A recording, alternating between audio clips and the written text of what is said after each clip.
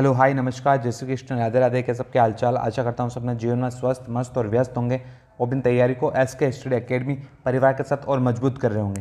जैसा आपने CET graduation और CET 12 के लिए जो टॉप MCQ सीरीज निकाली थी, चलाई थी, उसके अंदर से हर शिफ्ट के अंदर कम से कम 20 से 22 क्वेश्चन सीधे देखने को मिले हैं। तो उसी की तर्ज पर आपका SK स्टडी एकेडमी परिवार आपके लिए लेके आए पशु परिचय के लिए टॉप MCQ सीरीज, जिसको उतना ही सपोर्ट कीजिएगा जितना आपने CET ग्रेजुएशन और CET 12 के लिए आपने सपोर्ट किया था।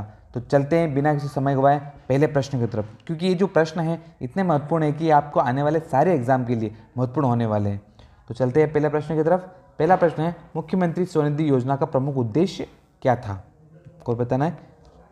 पहला है बेरोजगार को भत्ता देना हेतु, दूसरा महिलाओं को आर्थिक संबल प्रदान करने हेतु, तीसरा स्ट्रीट वेंडर को आर्थिक संबल देने हेतु और चौथा उपरोक्त में से कोई नहीं।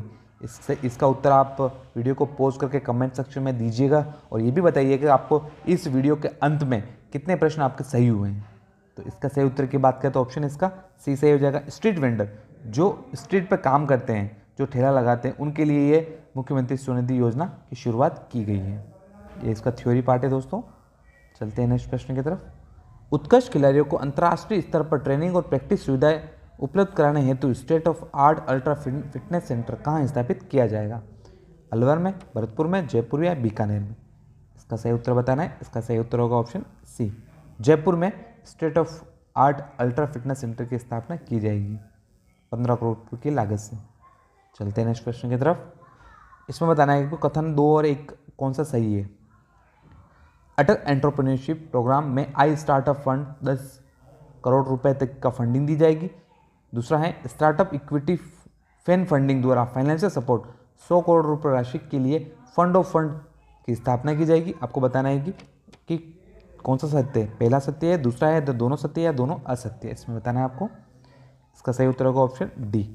ये जो पहला और दूसरा कथन दोनों ही सत्य है। चलते हैं नेक्स्ट प्रश्न की तरफ। अगला प्रश्न है, निम्न में से किस स्थान पर मिल्क प्रोसेसिंग प्लांट की स्थापना की जाएगी?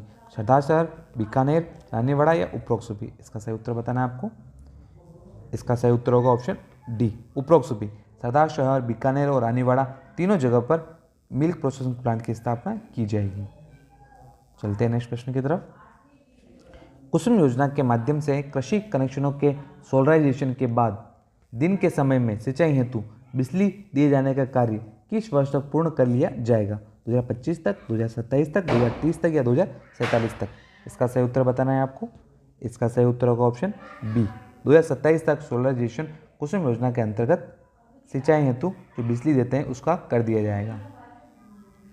चलते हैं नेक्स्ट प्रश्न की तरफ। अगला प्रश्न है, यमुना जल समझौता जो हुआ था उसके बारे में आपको सत्य कथन बताना है।